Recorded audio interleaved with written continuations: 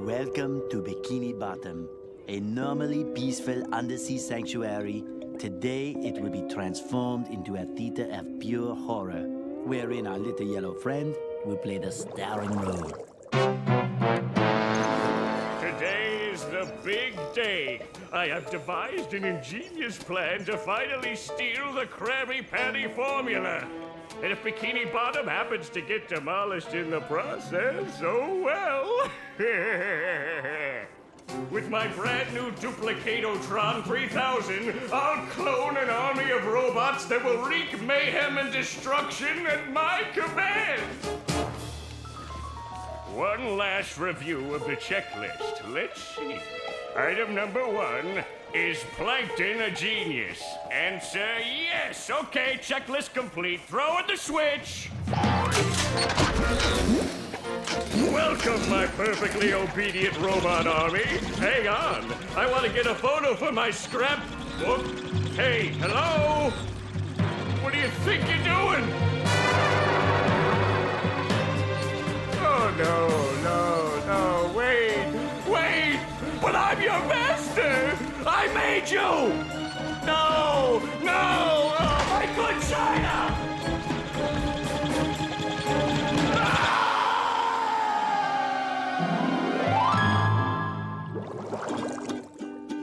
Another perfect day playing robots and racehorses. Yeah, only I keep getting the racehorses and the robots mixed up. Wouldn't it be great if we had real robots to play with, Patrick? I'd name mine Robo Jr. or Zorlon or maybe Frankie. Yeah, these unreal robots are getting boring. Hey, what if we put the robots in here? Oh, how shellfish of you. It's not just any shell. It's my magic wishing shell. Wow, that's great, Patrick. So we put the toy robots in here. Okay. Then we say the magic wishing words and shake the magic wishing shell. Okay. Then we go to sleep, and in the morning, we'll have real robots to play with. But, Patrick, aren't we going to say the magic wishing words? You already did. So, okay is the magic wishing word? It used to be Alakazama Alabala Wiesna Tikitana Fushbar Griddle Bits von Wiederschnauzer, but I kept forgetting it. Are you sure this'll work? Sure. Last week, I only had one big cookie crumb, and I was really hungry. So I put my cookie crumb in the magic wishing shell. Then I said the magic wishing word and shook it. And in the morning, I had lots of little cookie crumbs. Patrick, I proclaim that tomorrow is going to be the best day ever. Good night, SpongeBob. Good night, Patrick. The next morning. Gonna play with robots, gonna play with robots, gonna play with robots, gonna play with... Wow! Gary, did you do that? SpongeBob Battle for Bikini Bottom is the second SpongeBob game in the 6th generation of consoles, and the first SpongeBob game to be on the original Xbox. The game is an amazing open-world 3D platformer with variety and many traits Revenge of the Flying Dutchman lacked. Right now I will introduce you to the game's story. So basically, Plankton tries to steal the Krabby Patty formula by creating and releasing an army of obedient robots. But as you can see here, he forgot to set the robots to obey. Therefore, all of the robots begin running amok and wreaking havoc without any control. Coincidentally, SpongeBob and Patrick are playing with toy robots and begin to get bored of them. So SpongeBob wishes to be able to play with real robots. And that's when he wakes up to see terror in Bikini Bottom, believing it's his own fault and him taking some blame. So for the rest of the game, you'll spend some time fighting these robots. The gameplay in this game is overall a huge improvement over what we had to go through in Revenge of the Flying Dutchman. The game has a similar style of Revenge of the Flying Dutchman's method of getting to levels. While you're in Bikini Bottom, you take taxis instead of buses to get to new levels, and the loading isn't very long at all. After briefly seeing a preview of the level, you see a character that you speak to in order to learn the main objective of the level. Like Revenge of the Flying Dutchman, there are several sections of each level where you find more tasks to take care of. The levels that you go to are levels that have been referenced at least once in the SpongeBob TV show. There's Jellyfish Fields, Downtown Bikini Bottom, Goo Lagoon, Rock Bottom, the Mermalair, Sand Mountain, Kelp Forest, the Dutchman's Graveyard, and my personal favorite, SpongeBob's Dream. After you beat the game, you unlock the SpongeBall Arena. The rest are just giant robot boss levels. When you play as SpongeBob, you get the ability to double jump. Finally! A bubble spin, the overhead bubble bash, the ability to turn into a sponge ball, which allows you to get to places quicker, a bubble slam move, and later on you unlock 2 more abilities from completing robot boss levels. I won't spoil them. When you play as Patrick, you have the ability to do a belly flop, which can stun enemies, a brief attack with his stomach, and the ability to pick up and throw stunned enemies or tikis.